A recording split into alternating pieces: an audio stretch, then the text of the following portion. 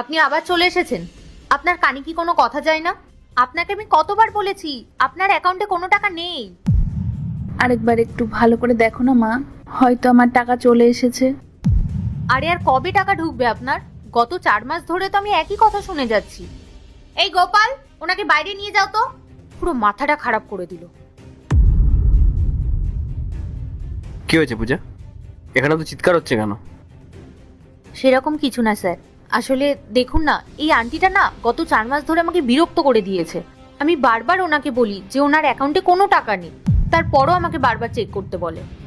ওকে, তুমি একটা কাজ করো, তুমি ওনাকে নিয়ে আমার কেবিনে এসো। আচ্ছা ঠিক আছে।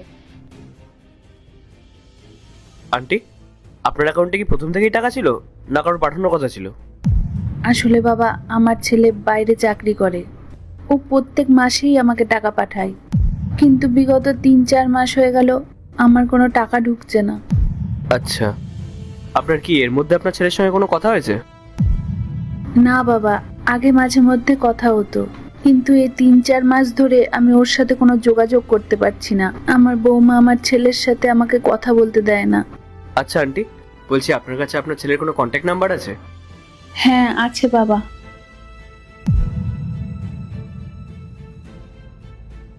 হুম।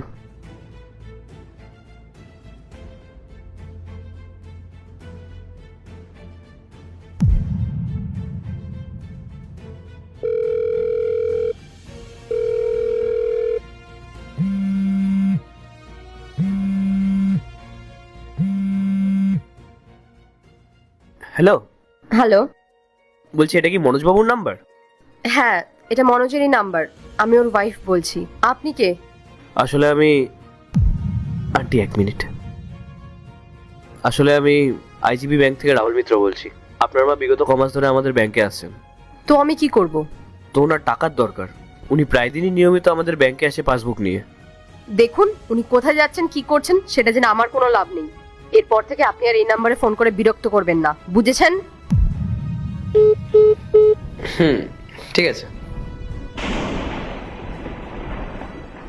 আচ্ছা, বলছি আপনার ছেলে আপনাকে প্রতি মাসে কত করে টাকা পাঠায়? ওই 4,000 টাকা করে পাঠায় আমার ওই ওষুধ খরচ আর খাওয়া খরচের জন্য। কারণ আমার শরীরটা তো আর খুব একটা ভালো না, তাই আমি আর কাজবাজ করতে পারি না।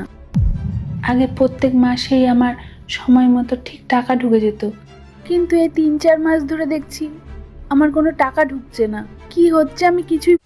পার্ট 2 দেখতে সাবস্ক্রাইব করো ভেলকু 78M।